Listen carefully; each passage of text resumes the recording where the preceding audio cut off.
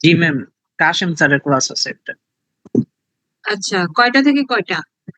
কাশেম স্যারের হচ্ছে দুই সেকশন, এক 9টা 25 থেকে আর একটা 10টা 50 থেকে। আর রূপা ম্যামের হচ্ছে দুইটা থেকে, দুই কম্বাইন নিবে সম্ভবত দুইটা থেকে, আর হচ্ছে সেপারেট নিবে দুইটা থেকে আর একটা 3টা 25 থেকে। আচ্ছা, তার মানে মাঝখানে আপনাদের একটা গ্যাপ আছে, সেটা কয়টার দিকে? 12টা 10-এ মনে হয় না? 12টা 15 থেকে দুইটার আগ 15 পর্যন্ত। থেকে 1টা 35, ওই সময়টা ফাঁকা আছে। জি ম্যাম। আচ্ছা, আমি রুটিন দেখি, আমি কালকে একটা ক্লাস নিতে পারি আপনাদের।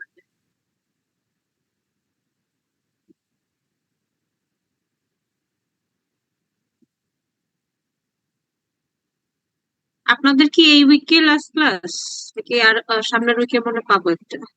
না ম্যাম, এই উইকে লাস্ট ক্লাস। আচ্ছা আচ্ছা, তাইলে তো সময় নেই। লাস্ট ক্লাস আপনাদের বন্ধ হবে 24 তারিখে? 22 তারিখ থেকে নয়। 22 তারিখ থেকে নোটিশ দিয়েছে? ডিউ ক্যালেন্ডারে দেখলাম। ক্যালেন্ডারে দিচ্ছেন? আমি না কোথায় জানি দেখলাম, ওই যে সাদা নোটিশ দেয় না, ওখানে 24 লেখা, 24 তারিখ থেকে শুরু। ক্যালেন্ডার চেঞ্জ হতে পারে, নোটিশ পাইতে হবে। ম্যাম 22 তারিখ তো ফ্রাইডে। 22 তারিখ ফ্রাইডে? তাহলে ওইটা ধরে বলছেন মনে হয়। দেখি আমি একটু দেখে।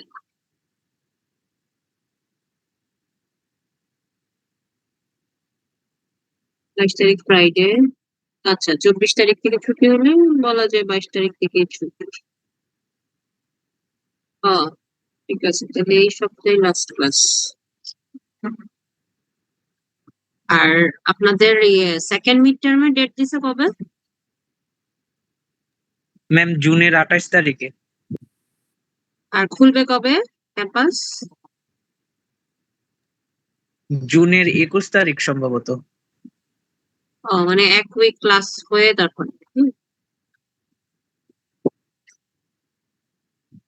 আচ্ছা, আমরা এই বেলায় শেষ করে দেওয়ার চেষ্টা করবো। উম, তা কালকে রুটিনটা একটু দেখতেছিলাম। তো Wednesday,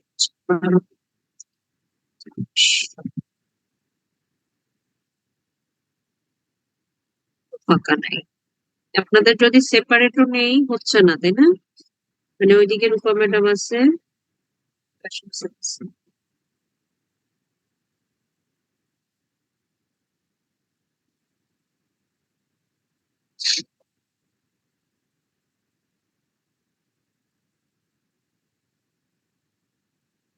আচ্ছা, আপনারা তো কালকে সকালেই আসবেন।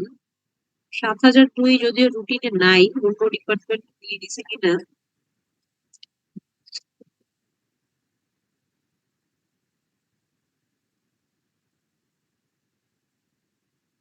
হুম।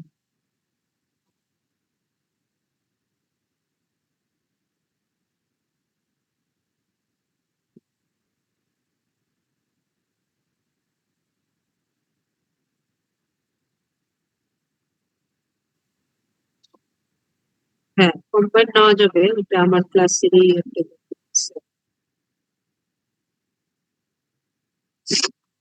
দেখি, আমি যদি বৃহস্পতিবারে যাই আমি জানাবো আগের থেকে, ক্লাস দিতে পারবো। ওকে।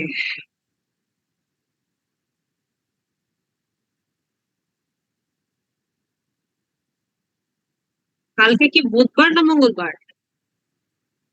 ম্যাম কালকে মঙ্গলবার। তাহলে মানে আমি ভুল রুটিন দেখছি, দাঁড়াও।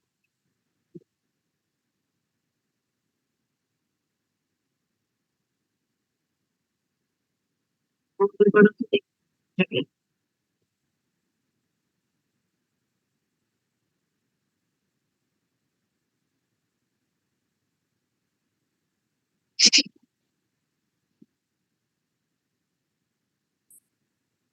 আচ্ছা, একটা কাজ করা যায়, আপনারা সেপারেট সেকশনে আসেন ওই যে হামিদা ম্যাডামের স্লটটাতে, টিউসডেতে।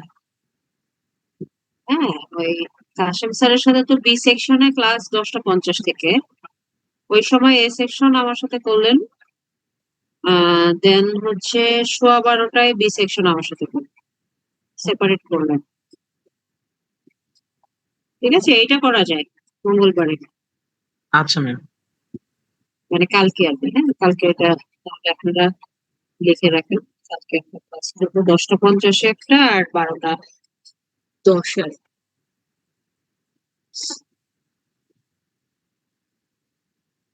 ওকে, তো আমাদের রানিং যে চ্যাপ্টারটা ছিল চ্যাপ্টার 8, ভার্চুয়াল প্রাইভেট নেটওয়ার্কস। লাস্টে আমরা পড়েছিলাম এন্টারপ্রাইজ সিস্টেম, ওটা দিয়ে শেষ হয়েছিল। আজকে হচ্ছে ভার্চুয়াল প্রাইভেট নেটওয়ার্ক। এটা আমরা মোটামুটি সবাই জানি এবং ইউজও করেছি, তাই না? ভার্চুয়াল বা ভিপিএন, যেটা ভিপিএন এর মেইন কাজ হচ্ছে যেটা পাবলিক ইউজ করা যায়, but it is more secure. এখানে এনক্রিপশন টেকনিক ইউজ হয়, যার কারণে পাবলিক নেটওয়ার্কে ডেটা ট্রাভেল করলেও যে কেউ এটা রিড আউট করতে পারে। তো এটা হচ্ছে মেইন কনসেপ্ট। আচ্ছা, তারপর আমরা দেখি এখানে কি লেখা হয়েছে। Virtual private network, VPNs are an important category of network. A VPN uses a public network such as internet, but includes software that is intended to make the members of the network very secure. হ্যাঁ, তার মানে এখানে একটা বিশেষ software use করা হয় যেখানে নেটওয়ার্কের যে ডিভাইস বা মেম্বার গুলো থাকে they feel secure. And the network acts as a tunnel inside the larger network. তো লার্জ নেটওয়ার্কের মধ্যে একটা টানেল যুক্ত থাকে, এবং এই টানেলে একটা এনক্রিপশন টেকনিক ইউজ করার মাধ্যমে ডেটা গুলো over the public network can travel but can not be read by it. মানে এটা যে কেউ পড়তে পারে। VPNs utilize strong encryption, authentication, and access control techniques to connect remote offices, business partners, and mobile employees via low-cost public internet connection. তো কি কি জিনিস ইউজ করা হয়, মানে encryption, authentication and access control technology ইউজের মাধ্যমে রিমোট লোকেশনে এমপ্লয়িরা অ্যাক্সেস করতে পারে, বিজনেস পার্টনার বা মোবাইল ইউজের মাধ্যমে এমপ্লয়িরা low cost public internet connection use করতে পারে। Without VPNs, the employees and offices uses a private secure network with private secure network. আচ্ছা, VPN যদি না থাকে সেক্ষেত্রে এমপ্লয়িরা প্রাইভেট সিকিউর নেটওয়ার্ক, যেটা ওই অফিসের মধ্যে যেটা ইউজ হয় নরমালি, ওই ধরনের নেটওয়ার্ক ইউজ করে। আর with VPNs, they can access the internet via telephone lines, significantly reducing the cost of communications. So different types of VPN আছে, যেমন ক্লাউড VPN. ক্লাউড VPN হচ্ছে ইন্টারনেটের মাধ্যমে connects the user to cloud based resources. Then IPsec VPN বা secure, যেটা encrypts IP communication over secure tunnels. তো এখানে যেটা করা হয় যে এনক্রিপশন ইউজের মাধ্যমে একটা মানে একটা সিকিউরিটি টানেল ইউজ করা হয় যেখানে এনক্রিপ্টেড থাকে ডেটাগুলো আইপি কমিউনিকেশনের জন্য। দেন SSL VPN provides browser based secure network access. So আমরা যখন ওয়েব ব্রাউজিং করি সেক্ষেত্রে সিকিউর নেটওয়ার্ক অ্যাক্সেস প্রোভাইড করে SSL VPN. Client-based VPN requires software for secure remote access. মানে ক্লায়েন্টের ডাটাগুলো যদি আমরা রিমোটলি অ্যাক্সেস করতে চাই সেক্ষেত্রে রিমোট অ্যাক্সেস প্রোভাইড করে client-based VPN. Site-to-site VPN links multiple networks for communication. Website to website VPN. Then remote access VPN securely connects user to private networks. So এছাড়াও অনেক ধরনের VPN আছে, মানে এই 6টা টাইপ আমরা মানে একটু জেনে রাখি কি কি কাজে বা কোন কোন, যেমন একটা দেখলাম যে ওয়েবসাইটের জন্য ইউজ হয়, দেন রিমোট অ্যাক্সেস এর জন্য ইউজ হয়, client based information remotely access এর জন্য ইউজ হয়। ডিফারেন্ট ক্যাটাগরি আছে। আচ্ছা, এরপরে হচ্ছে peer to peer computing. Peer to peer computing. তো এর আগে আমরা পড়েছিলাম যে ক্লায়েন্ট সার্ভার কম্পিউটিং, মনে আছে? ক্লায়েন্ট সার্ভার কম্পিউটিং, যেখানে হচ্ছে ক্লায়েন্ট থাকবে, একটা অনেকগুলো ক্লায়েন্ট থাকবে এবং অনেকগুলো ক্লায়েন্টকে একটা সার্ভার কম্পিউটার সার্ভ করে, যেটাকে আমরা বলছিলাম ক্লায়েন্ট সার্ভার। আর পিয়ার টু পিয়ার কম্পিউটিং হচ্ছে just opposite to the client server. এখানে কেউ ক্লায়েন্ট বা কেউ সার্ভার বা কেউ মাস্টার স্লেভ এরকম কোনো রিলেশন নাই। পিয়ার টু পিয়ার কম্পিউটিং হচ্ছে অল কম্পিউটার আর ইকুয়াল সার্ভিস পায়, ইকুয়ালি তারা কমিউনিকেট করে। তো in peer-to-peer computing, each computer in network gets information from every other computer rather than getting it from one large central. হ্যাঁ, তো one large central computer থেকে আসলে এই concept আমরা পড়েছিলাম যে ক্লায়েন্ট সার্ভার নেটওয়ার্ক, যেখানে একটা সেন্ট্রাল কম্পিউটার যেটাকে আমরা বলতাম সার্ভার কম্পিউটার, ওই সার্ভার কম্পিউটার থেকে সব ইনফরমেশন ক্লায়েন্ট কম্পিউটারে যেত। But peer to pair computing এ হচ্ছে প্রত্যেকটা কম্পিউটার নেটওয়ার্কের মধ্যে যে কম্পিউটার গুলো কানেক্টেড, প্রত্যেকটা computer acts as information provider. একটা আরেকটাকে ইনফরমেশন দিবে, কাজ করবে একটা আরেকটার সাথে কানেক্ট হয়ে। সো এখানে কোনো সেন্ট্রাল বা লার্জ কম্পিউটারের কোনো কানেকশন নাই। The collective contents of the entire network are at the command of each connected. So এখন কমান্ড হচ্ছে যে কানেক্টেড কম্পিউটার, আগে যে কম্পিউটার আছে তার কমান্ড অনুযায়ী পরের কম্পিউটার কাজ করবে, আবার পরের কম্পিউটারের কমান্ড অনুযায়ী তারপরের কম্পিউটার কাজ করবে। হ্যাঁ, তো pair to pair computer. P2P বা peer to peer capabilities use distributed nodes on a network to make the search dynamic and up to date. হ্যাঁ, তো P2P ক্যাপাবিলিটিস যেটা হয় যে এটা ডিস্ট্রিবিউটেড নোডের মাধ্যমে নেটওয়ার্ক কানেকশন এস্টাবলিশ করে, যার কারণে সার্চ বা ইনফরমেশন গুলো আপ টু ডেট থাকে। যে একটা নোড যে ইনফরমেশন পাস করতেছে সেটা সবচেয়ে আপডেট পরের নোডের জন্য, পরের নোড আবার সেটা প্রসেস করে একদম আপডেট ইনফরমেশন তারপরের জনকে পাঠাচ্ছে। সেভাবে পেয়ার টু পেয়ার কানেকশন, আবার এর সাথে এর মানে আগের জনের কানেকশন আছে। মানে এই অ্যারোটা দেখে আমরা বুঝতেছি প্রত্যেকটা কম্পিউটারের সাথে প্রত্যেকটা কম্পিউটার বা নোডের কানেকশন আছে। এর সাথে এর আছে, আবার এর সাথে এরও আছে, এর সাথে এরও আছে, হ্যাঁ, ডাবল এরো। তো এটা হচ্ছে ডিস্ট্রিবিউটেড নেটওয়ার্কিং বলা যায়। আচ্ছা, আর কি আছে? P2P networks can be basically categorized into 3 levels. তিনটা লেভেলে আমরা এই কানেকশনটাকে ভাগ করতে পারি। The first level is the basic level. একদম বেসিক লেভেলে P2P কানেকশন, যেটা যেমন USB কেবল ইউজ করে দুইটা সিস্টেম বা দুইটা নোডকে কানেক্ট করা। হ্যাঁ, that uses USB to create a P2P network between two systems. এটা হচ্ছে একদম basic level of P2P computer. আচ্ছা, এরপর ইন্টারমিডিয়েট লেভেল বা একদম মিড লেভেল বা মিডিয়াম লেভেল কানেকশন, যেটা which involves the usage of copper wires in order to connect more than two systems. So more than two system যদি হয় 3, 4, 5, 6, more than two system যদি হয় সেক্ষেত্রে copper wire use করে, মানে medium, কোন মিডিয়ামের মাধ্যমে আমরা কানেকশনটা করবো, কপার ওয়্যার ইউজ করে যে নেটওয়ার্কিংটা ইউজ করা হয় P2P computer. Third is the advance level of P2P computing, যেখানে আমরা আসলে ইন্টারনেট ইউজের মাধ্যমে অনেক numerous device we can connect, which uses software to establish protocols in order to manage numerous devices across the internet. তার মানে এখানে আমরা কপার ওয়্যার, USB কেবল এগুলো কিছু ইউজ করব না, যেহেতু এখানে আমাদের ডিভাইসের সংখ্যা আসলে আমরা নিউমারাস, মানে আমরা জানি না, মানে অগণিত ডিভাইস কানেক্ট করা যায় বা রিমোটলি অ্যাক্সেস করা যায়। তো এই কারণে এখানে মিডিয়ামটা হচ্ছে, কানেকশন অফ মিডিয়ামটা হচ্ছে ইন্টারনেট। ইন্টারনেটের মাধ্যমে আমরা P2P কম্পিউটিং ক্যারেক্টার সাথে যে নোডের কানেকশনটা এস্টাবলিশ করি। These are the 3 levels of P2P connection. Some of the popular P2P networks are Natilla, BitTorrent, eDonkey, Kazaa, Napster, and Skype. এগুলো হচ্ছে এক একটা মিডিয়াম। যেমন ন্যাপস্টার হচ্ছে আপনাদের বইয়ে যে এক্সাম্পলটা আছে, ন্যাপস্টার এটা হচ্ছে P2P মিউজিক শেয়ারিং অ্যাপ। হ্যাঁ, তো এইভাবে প্রত্যেকটা P2P ক্যাপাবিলিটি ইউজ করে। তো এই গেল আমাদের virtual private networking, VPN and pair to pair computing. এরপর আসি LAN protocol, local area network বা ল্যান। ল্যানের প্রোটোকল গুলো এখানে আবার আলাদা করে বলছে যে, যেমন আমরা LAN three mostly used land topology পড়ে আসছি, বাস, রিং, স্টার। হ্যাঁ, তো এই বাস, রিং, স্টারের আবার আলাদা আলাদা প্রটোকল আছে বা ওন প্রটোকল স্ট্যান্ডার্ড আছে। তো এই প্রটোকল গুলো আসলে কারা দেয় বা স্ট্যান্ডার্ড গুলো কারা প্রোভাইড করে?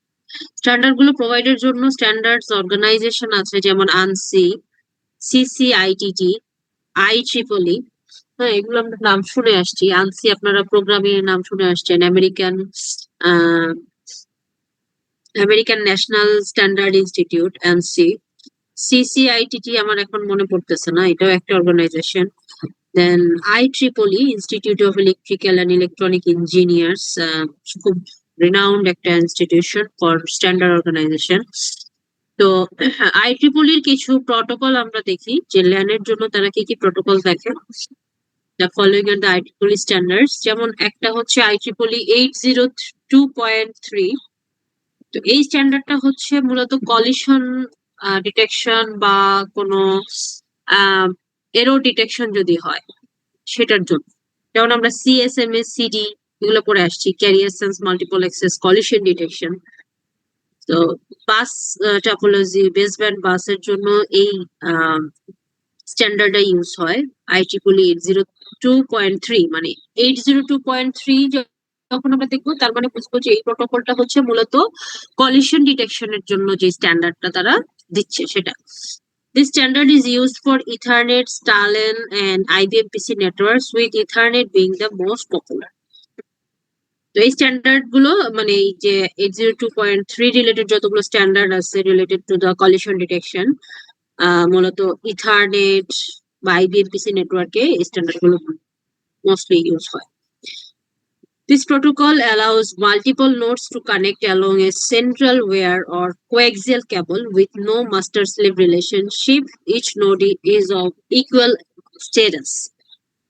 তার মানে এই প্রোটোকল গুলো নিয়ম হচ্ছে যে এখানে প্রত্যেকটা নোড ইকুয়াল স্ট্যাটাসে কানেক্টেড হবে, যেটা আমরা P2P তে দেখে আসছি। কোনো মাস্টার স্লেভ রিলেশনশিপ থাকবে না, এবং এই নোড গুলোর কানেকশন হয় সাধারণত সেন্ট্রাল ওয়্যার বা কোএক্সিয়াল কেবলের মাধ্যমে।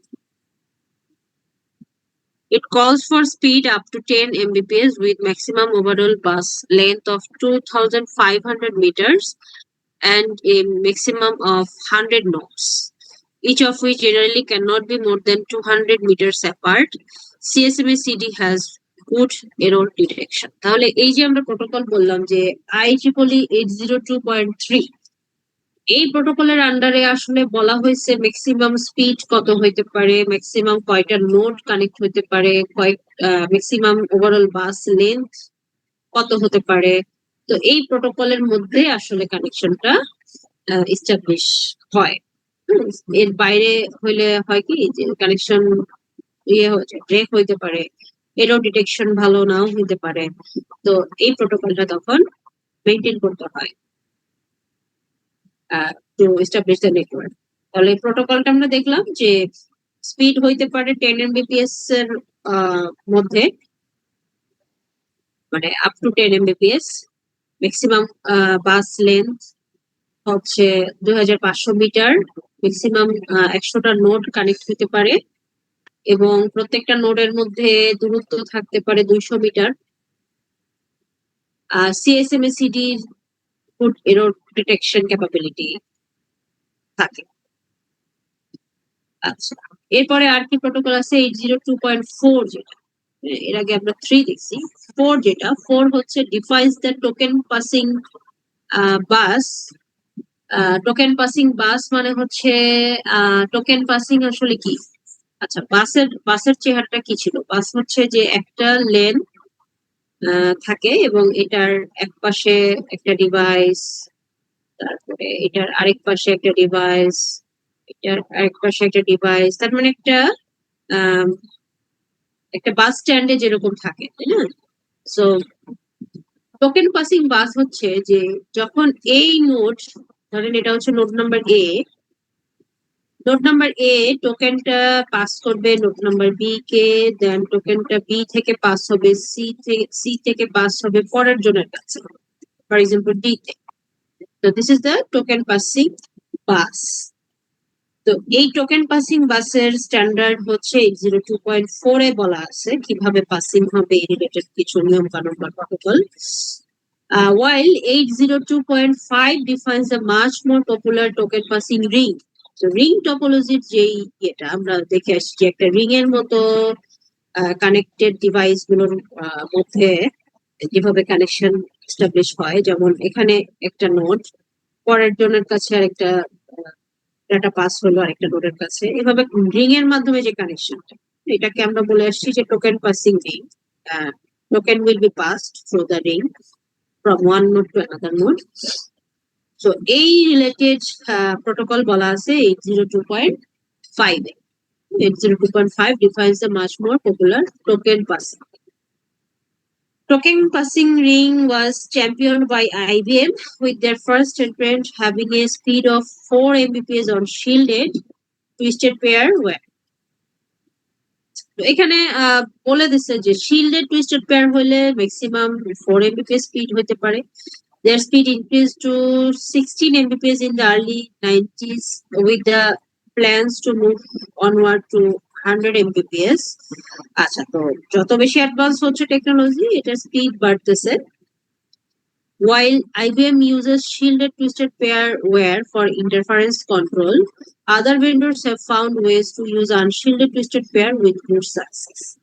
তো shielded twisted pair হচ্ছে ইন্টারফারেন্স কন্ট্রোলটা ভালো, মানে এখানে নয়েজ কন্ট্রোলটা ভালোভাবে হয়, বাট অনেক ভেন্ডর দেখাচ্ছে যে আনশিল্ডেড টুইস্টেড পেয়ারও এখন ভালো ফলাফল দিচ্ছে, এটাই বলা হচ্ছে।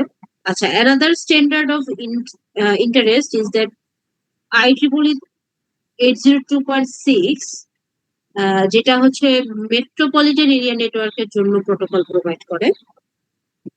তো ল্যান্ডের থেকে ম্যান হচ্ছে একটু বেশি ওয়াইড এরিয়া নেটওয়ার্ক কভারেজ দেয় এবং এখানে এই জন্য ফাইবার ডিস্ট্রিবিউটেড ডেটা ইন্টারফারেন্স ট্রান্সপোর্টটা ইউজ হয়। আগের গুলোতে আমরা দেখে আসছি যে টুইস্টেড পেয়ার বা কপার ওয়্যার ইউজ করা হয় হয়তো, মানে ল্যান প্রোটোকলে ল্যানের যে কানেকশন গুলাতে।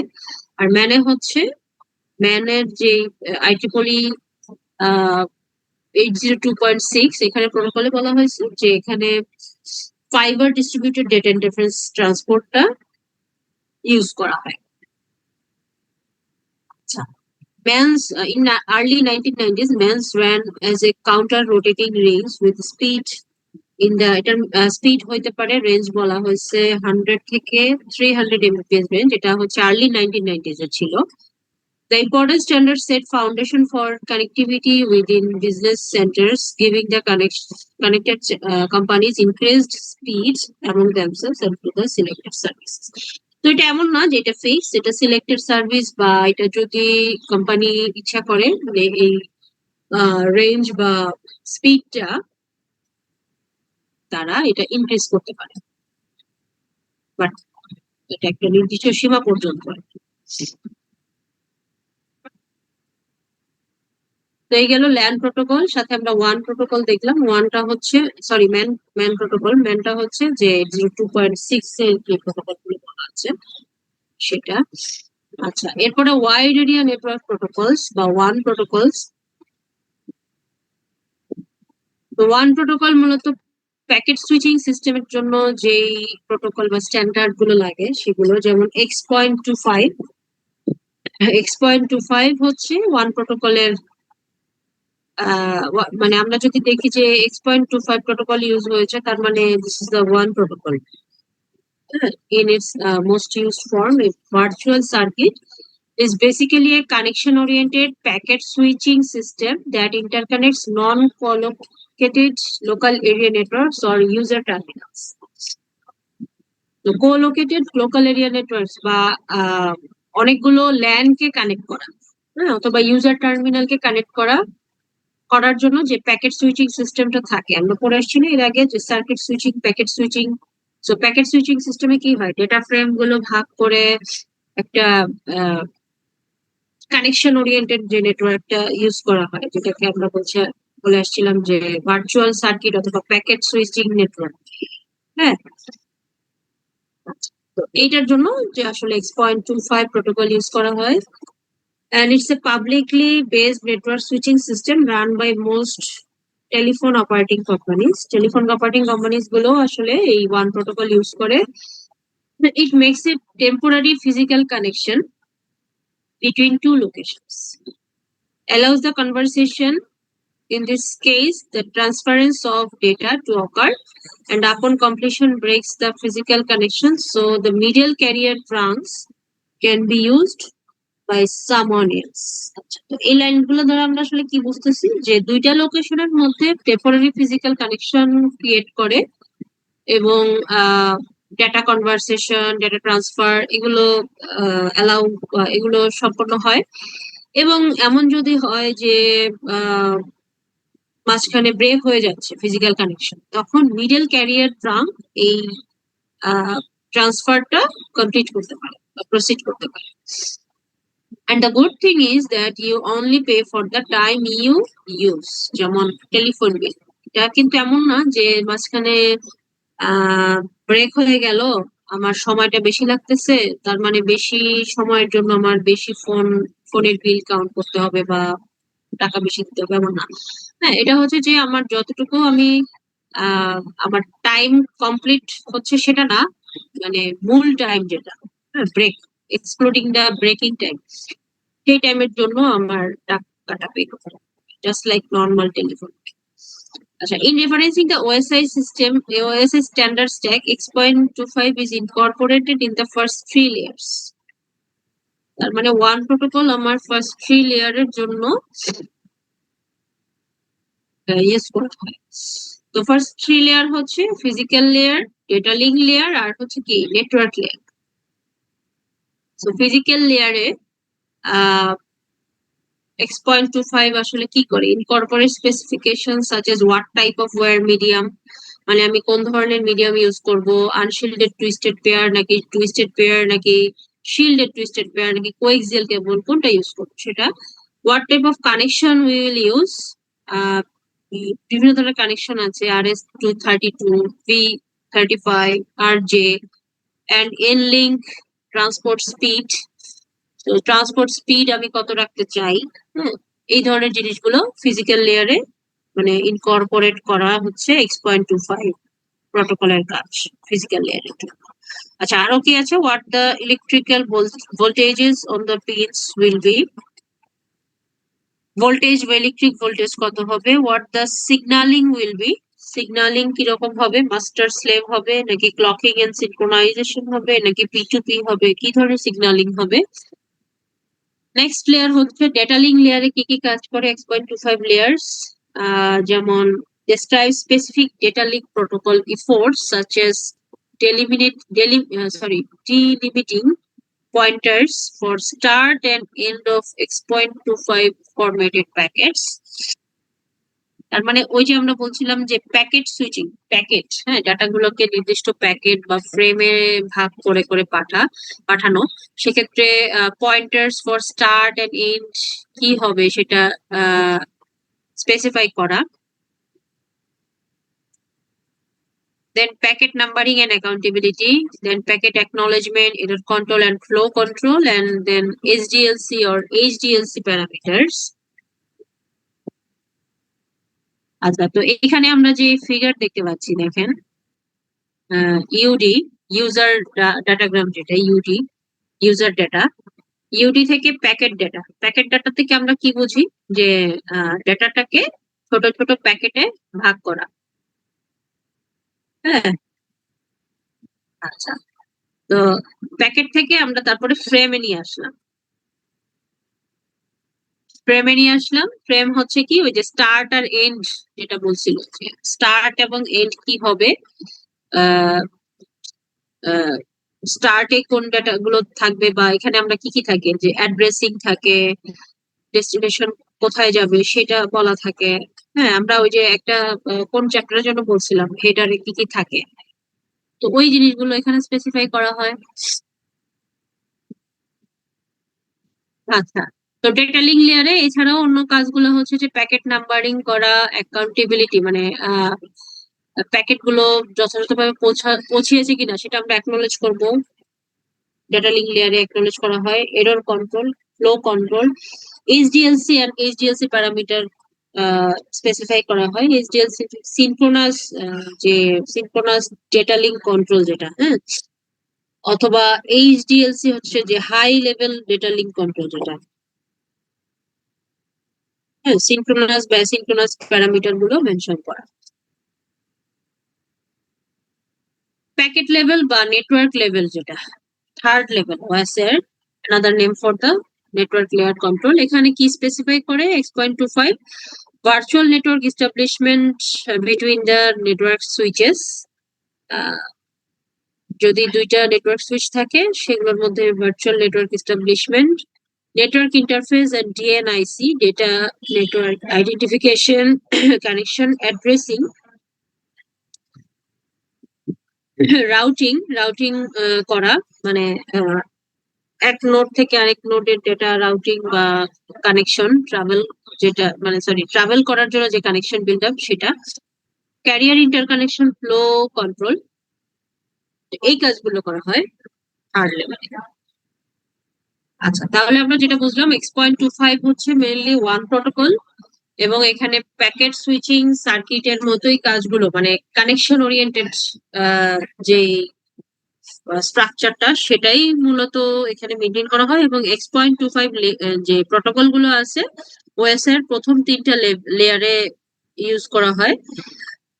আর কি দেখলাম আমরা, আর হচ্ছে যে এখানে যদি টেম্পোরারি কানেকশনটা ব্রেক হয়ে যায় সেক্ষেত্রে মিডল ক্যারিয়ার ট্রাক এটাকে প্রসিড করতে পারে।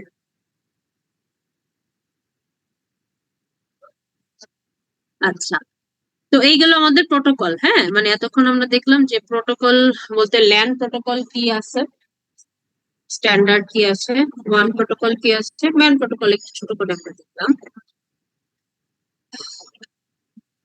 আচ্ছা, এরপরে হচ্ছে আছে নেটওয়ার্কের কিছু ডিভাইস। নেটওয়ার্কের কিছু ডিভাইস বলতে এখানে আম, আমরা নেটওয়ার্ক ডিভাইস বলতে আসলে কি বুঝি? নেটওয়ার্ক ডিভাইস হচ্ছে যে এই যে আমরা ডাটা ট্রান্সমিশনের কথা বলতেছি, তো এই যে ডাটা ট্রান্সমিশন হয় এক জায়গা থেকে আরেকজন, একটা নোড থেকে আরেকটা নোড, বা একটা নোডের সাথে একটা নোড যে কানেকশন গুলো হয়, কানেকশনের জন্য কিছু ডিভাইস আছে, হ্যাঁ, যেটাকে আমরা নেটওয়ার্ক ডিভাইস বলি। With the rapid advancement of technology, there is always the question of how to stay connected or linked in order to transmit the information. তো এই যে আমরা কানেকশন বা কানেক্ট থাকার কথা বলতেছি, তো এটা আমরা কিভাবে থাকতে পারি in order to transmit the information? এটা থাকতে পারি আমরা different kind of network device use করে। যেমন একটা mostly commonly used network device হচ্ছে রিপিটার। একটু মুছে দেই।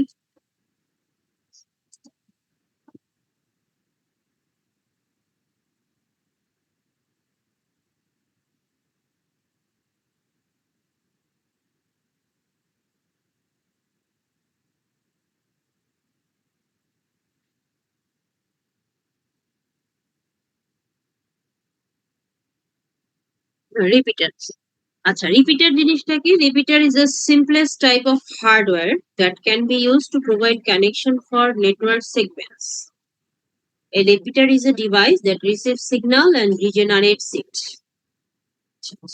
তো রিপিটার মানে নামটা শুনলে কিন্তু অনেকটা বোঝা যায় বা আইডিয়া করা যায়। রিপিট করা, সিগন্যালকে রিসিভ করবে আবার সেটাকে রিজেনারেটও করবে। তো মেইন কাজটা হচ্ছে এটা একটা হার্ডওয়্যার ডিভাইস, মানে মেইন যে কনসেপ্টটা সেটা, এটা হচ্ছে একটা হার্ডওয়্যার ডিভাইস, এবং এটার কাজ হচ্ছে যে নেটওয়ার্ক সেগমেন্ট গুলাকে কানেক্ট করা। নেটওয়ার্ক সেগমেন্ট বলতে নেটওয়ার্কে বিভিন্ন কারণে সিগন্যাল অ্যাটেনুয়েট হতে পারে। অ্যাটেনুয়েশন মানে কি?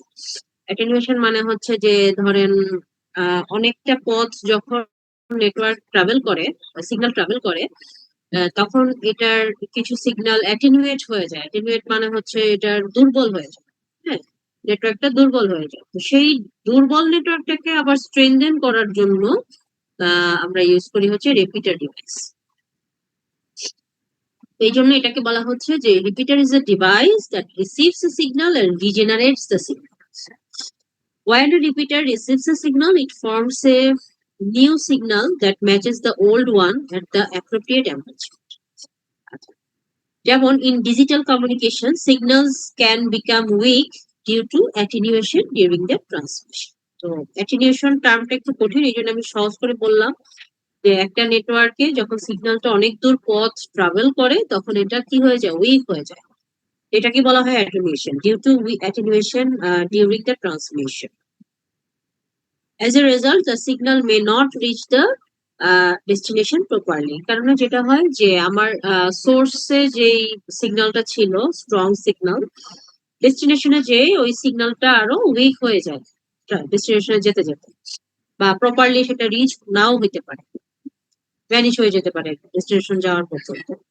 তো এই কারণে to solve this problem a device called a repeater is used, কারণে ইউজ করা হয় রিপিটার।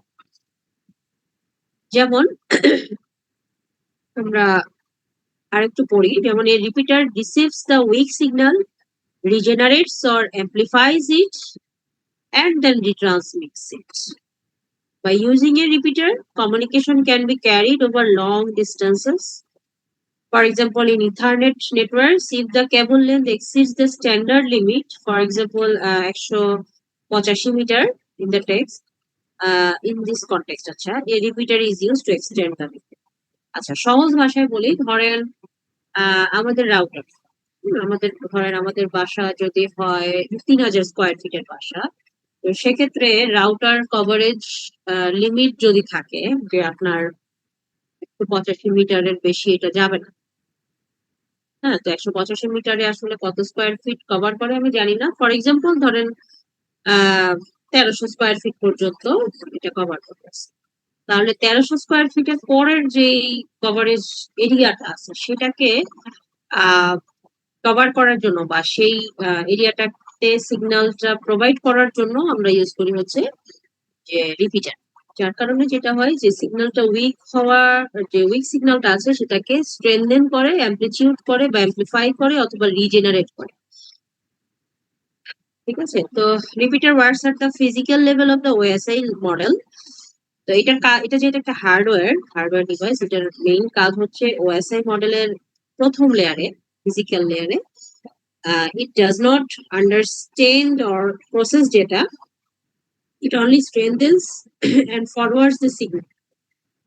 তার মানে এটার মেইন কাজটা হচ্ছে যে সিগন্যালটাকে আরো দুর্বল সিগন্যালটাকে শক্তিশালী করা এবং সেটা ডেস্টিনেশন পর্যন্ত ফরওয়ার্ড করা।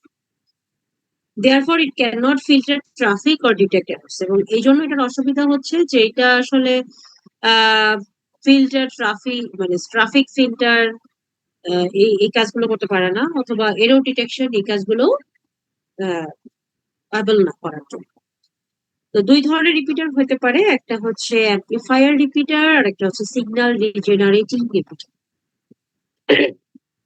Amplifier repeater কি? This type of repeater only amplifies or strengthens the weak signal and then retransmits it. It also amplifies the noise. আচ্ছা, তো এই মানে, এটার মানেটা কি? এটার মানেটা হচ্ছে ধরেন আপনি হচ্ছে জমিতে ফসল ফলাচ্ছেন, এখন ফসলে সার দিচ্ছেন। তো সার দেওয়ার কারণে যেটা হইতেছে আপনার যে ডেস্টিন যে ফসলটা, ধরেন আপনি ধান বলছেন, ধানটা বাড়তেছে, ধানের ফলনটা বাড়তেছে সারের কারণে। একই সাথে ধানের সাথে যে আগাছাগুলো আছে যেটা আপনি আসলে চান না বাড়ুক, কিন্তু সারের কারণে সেগুলোও বাড়তেছে। এইটা হচ্ছে অ্যামপ্লিফায়ার রিপিটার, যে আমার অ্যামপ্লিফাই হচ্ছে সিগন্যাল, উইক সিগন্যালটাও অ্যামপ্লিফাই হচ্ছে বা স্ট্রেনথেন হচ্ছে, একই সাথে নয়েজটাও স্ট্রেনথেন হচ্ছে বা অ্যামপ্লিফাই হচ্ছে, যেটা আমি চাই না। নয়েজ হইলে তো আমার সিগন্যালটা মানে স্ট্রং হইলেও সেটা পৌঁছানো বা শোনা যাবে না। তো এটা হচ্ছে অ্যামপ্লিফায়ার রিপিটার। আরেকটা হচ্ছে signal regenerating repeater. This type of repeater not only strengthens the signal but also regenerates or reconstructs the original signal before retransmitting it, reducing the noise and distortion. তাহলে বোঝা গেল, সিগন্যাল রিজেনারেটিং রিপিটার হচ্ছে যে আমার ধান বাড়বে, ফসল বাড়বে, কিন্তু আগাছা কমবে বা আগাছা ফসলের সাথে বাড়বে না। তো এটা হচ্ছে সিগন্যাল রিজেনারেটিং রিপিটার। তাহলে কোনটা ভালো? পরে, তাই না? সিগন্যাল রিজেনারেটিং রিপিটার আসলে আমরা এটাই চাই। আমাদের রিডিউস নয়েজটা রিডিউস হবে, আমাদের যে মেসেজটা আছে সেটা ডিস্টোর্ট না হয়ে অরিজিনাল মেসেজটাই ট্রান্সমিট হবে। এই কারণে রিপিটার কি করে, অরিজিনাল মানে সিগন্যালটাকেই আবার রিজেনারেট করে, মানে কনস্ট্রাক্ট বিফোর দ্য রিট্রান্সমিশন। তো এই হচ্ছে রিপিটার। রিপিটার মানে দেখতে কিরকম, আর জাস্ট একটা ভার্চুয়াল একটা কি বলে পিক্টোরিয়াল প্রেজেন্টেশন। তো এখানে দেখেন সুইচের মাধ্যমে যে ডেটা গুলো যাচ্ছে, হ্যাঁ এখানে লাল গুলো হচ্ছে যে উইক হয়ে যাচ্ছে, ডেটাটা যত দূর আগাচ্ছে এটা উইক হয়ে অ্যাটেনুয়েটেড হয়ে যাচ্ছে। রিপিটার ইউজের মাধ্যমে প্রত্যেকটা সিগন্যাল বা নেটওয়ার্ক সেগমেন্ট আমরা বলি এগুলাকে, সেগমেন্ট গুলাকে স্ট্রং করে ডেস্টিনেশন সুইচে প্রোভাইড করতেছে। Where network signals travel, they lose strength. So repeaters amplify the signals, ensuring they remain strong enough to reach their destination.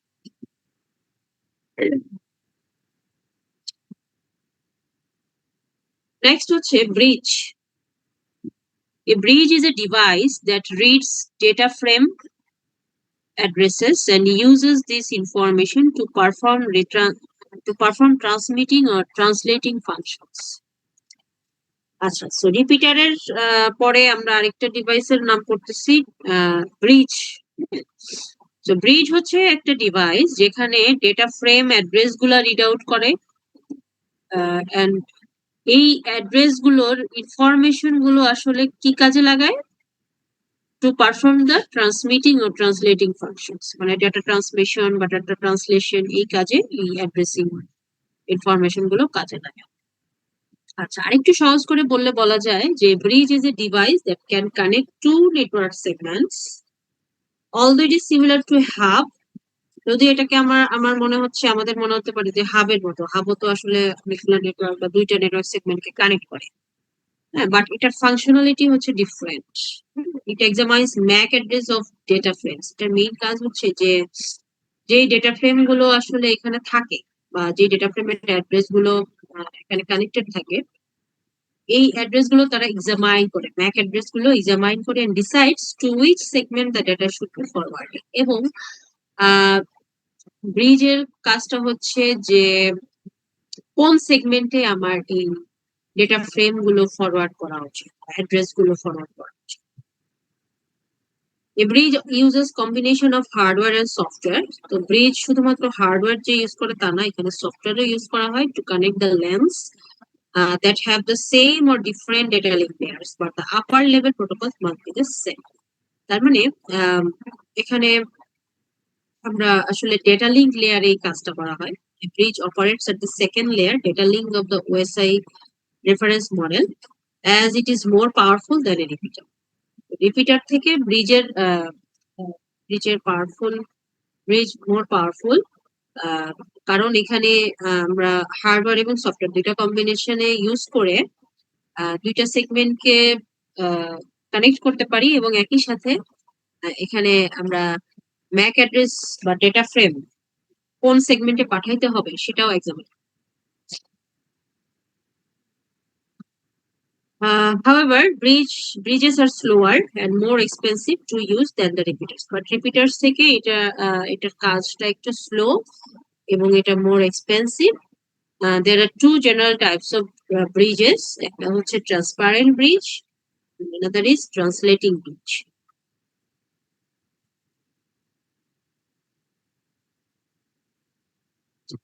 Main functions of a bridge.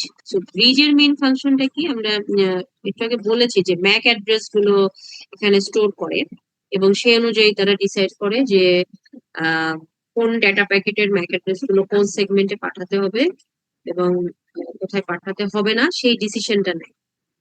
তো এছাড়া এখানে আরেকটু ডিটেইলে বলা আছে, যেমন এই bridge creates a table to store the MAC addresses of devices in each segment. আচ্ছা, এটা আমরা একটা ফিগারে যদি দেখি, এখানে একটা ফিগার, এই যে ব্রিজ, যে ব্রিজ হচ্ছে দুইটা হাবকে এখানে কানেক্ট করতেছে, hub a and hub b, এবং হাব এর যে ম্যাক অ্যাড্রেস গুলো আছে সেগুলো ব্রিজ স্টোর করতেছে, at the same time hub b এর যে ম্যাক অ্যাড্রেস গুলো আছে সেগুলো স্টোর করতেছে। যেমন এই যে হাব এর মধ্যে এখানে যে হোয়াইট করে দেওয়া আছে দেখেন 130 2B11 2B21 23A5 এগুলো হচ্ছে এক একটা ম্যাক অ্যাড্রেস, এবং এগুলো ব্রিজ আবার একটা সেপারেট টেবিলে স্টোর করতেছে, সেম জিনিস। একই সাথে হাব বি এর যে ম্যাক অ্যাড্রেস গুলো আছে 33 42 A4 EB 220A, হ্যাঁ এগুলো এক একটা ম্যাক অ্যাড্রেস, এবং these are also stored in table perform by bridge. ঠিক আছে, তো ব্রিজ হচ্ছে দেখতে এরকম হার্ডওয়্যার যেটা, আর এটার কাজটা যেটা সফটওয়্যারের সেটা হচ্ছে এরকম ম্যাক অ্যাড্রেস গুলো স্টোর করা। তো এই জিনিসগুলো আমরা আবার একটু রিড আউট করি, দেখি। Bridge creates a table to store the MAC addresses of the device in each segment. এটা আমাদের ক্লিয়ার এখন, একটা টেবিলের মাধ্যমে স্টোর করে। By checking the MAC address of a data packet it can determine whether the destination device is in the same segment or not. তার মানে data packet, আমি যে ডেটা প্যাকেটটা পাঠাবো, তো সেই ডেটা প্যাকেটের ম্যাক অ্যাড্রেসটা ডেস্টিনেশন ডিভাইসের কিনা সেটা আমি ইজিলি ডিটারমাইন করতে পারবো আমার টেবিলের মাধ্যমে। হ্যাঁ, আমার স্টোরেজ যে টেবিলটা আছে সেই টেবিলের ম্যাক অ্যাড্রেস চেকিং এর মাধ্যমে। If the destination device is in the same segment, যদি এমন হয় যে আমি হাব এ থেকে হাব এ কেই পাঠাচ্ছি, হ্যাঁ এমন যদি হয়, ডেস্টিনেশন ডিভাইস যদি সেম সেগমেন্টেই থাকে, and the bridge does not forward the packet to another segment, তার মানে তখন ব্রিজ বুঝতে পারে যে আমার হাব এর মধ্যেই সোর্স ডেস্টিনেশন দুইটা ডিভাইস একই সেগমেন্টে আছে, তাহলে আমার অ্যানাদার সেগমেন্টে এটা ফরওয়ার্ড করা লাগতেছে। অ্যাজ এ রেজাল্ট যেটা হয়, আননেসেসারি নেটওয়ার্ক ট্রাফিক রিডিউস হয়ে যায় এবং সময়টা বেঁচে যায়। If the destination device is located in another segment, যদি এমন হয় যে হাব এ থেকে পাঠাচ্ছি এবং আমার ডেস্টিনেশন ডিভাইস হচ্ছে হাব বি তে আছে, তো সেক্ষেত্রে bridge forwards the packet to that segment. তখন মানে এই আইডেন্টিফিকেশনটা ইজিলি হয়ে যায়, তাড়াতাড়ি হয়ে যায়, এবং at that moment এটা ফরওয়ার্ড করতে।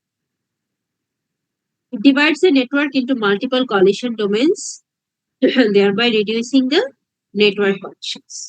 এবং মাল্টিপল কলিশন ডোমেইনস একটা নেটওয়ার্ককে বিভক্ত করতে পারে যাতে নেটওয়ার্ক কলিশনটা রিডিউস করা যায়। স্প্যানিং ট্রি প্রটোকল বা এসটিপি, বা এটা হচ্ছে একটা বিশেষ প্রটোকল ব্রিজ ইউজ করে to select the paths between different segments. মানে আমি কোন পাথ দিয়ে যে সেগমেন্টের ডাটাটা পাঠাবো বা প্যাকেটটা পাঠাবো, সেটা কোন পাথ দিয়ে পাঠাবো এটা সিলেক্টের জন্য এই প্রটোকলটা ইউজ করা হয় ব্রিজে। STP performs two main task. Number 1 হচ্ছে it identify the main bridge or root bridge. Number 2, it prevents loops in the bridge. Main bridge বা রুট ব্রিজ কোন পাথ দিয়ে আমি ডেটাটা পাঠাবো, এবং লুপিংটা মানে এমন যাতে না হয় যে এটা যে পাথ দিয়ে পাঠাচ্ছি সেটা বারবার ঘুরে ঘুরে আবার সোর্সে চলে আসে। এটা প্রিভেন্ট করার জন্যই আসলে স্প্যানিং ট্রি প্রটোকলটা ইউজ করা। আচ্ছা, তো একটু আগে আমরা যে ফিগারটা দেখলাম ওটার এক্সপ্লেনেশন, যে in the figure shows two segments A and B connected through a bridge. A and B connected through a bridge.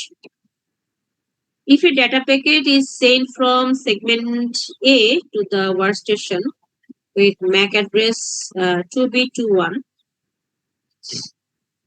আচ্ছা, সেগমেন্ট এ থেকে যদি আমি একটা ডেটা প্যাকেট পাঠাই যেটার ম্যাক অ্যাড্রেস হচ্ছে 2B21, তাহলে আমরা একটু দেখে আসি সেগমেন্ট এর ডেটা অ্যাড্রেসের মধ্যে 2B21 টা আছে কিনা। 2B11 2B21 আছে, তার মানে সেগমেন্ট এর মধ্যেই আমার ওই ডেস্টিনেশনটা বিদ্যমান। If a data packet is sent from segment A to the workstation with MAC address 2B21, the bridge will not forward to the packet to another segment, যেটা আমরা বলছি সেগমেন্ট বি। যেহেতু আমার এর মধ্যেই আছে, তার মানে সেগমেন্ট বি তে এটা ফরওয়ার্ড করা দরকার নেই, ওটাই বলেছে, because the destination device is in the same segment.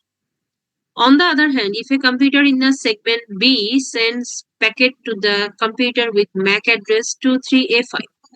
এখন আমি যদি দেখি 23A5 নামে একটা MAC অ্যাড্রেসের ডেটা প্যাকেট সেগমেন্ট বি থেকে যাবে, তো এখন ব্রিজ খুঁজবে এই বি থেকে যাবে যে এই সেগমেন্টে ওই MAC অ্যাড্রেসের কেউ আছে কিনা।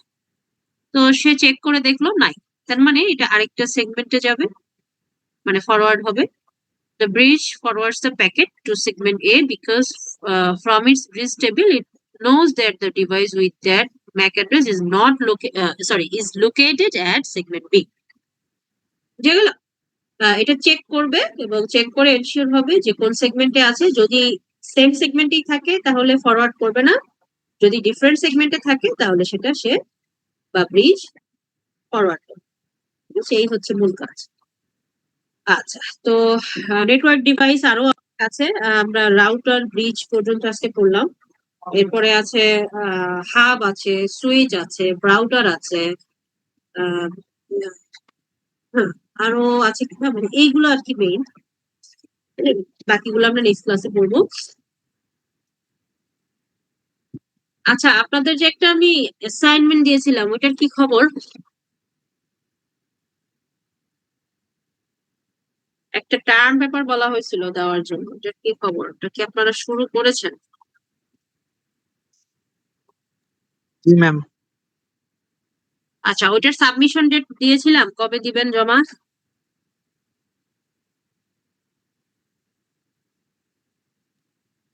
ম্যাম সেকেন্ড মিডের পর সম্ভবত বলছিলেন। মানে ফাইনালের আগে এরকম মনে হয় বলেছিলাম না? হ্যাঁ। আচ্ছা, ওইটার উপরে তো আপনাদের একটা মানে যেহেতু টার্ম পেপার একটা প্রেজেন্টেশন দিতে হবে। হ্যাঁ, না হলে আমি বুঝতে পারবো না যে আসলে আপনারা কি কাজ করছেন নাকি শুধু কপি পেস্ট করেছেন। প্রেজেন্টেশন বলতে প্রেজেন্টেশনটা আসলে স্লাইড প্রেজেন্টেশন না, এটা হচ্ছে এটার উপর আমি নেক্সট ক্লাসে বলবো কি করবেন, কালকে আর কি যে ক্লাসটা হবে।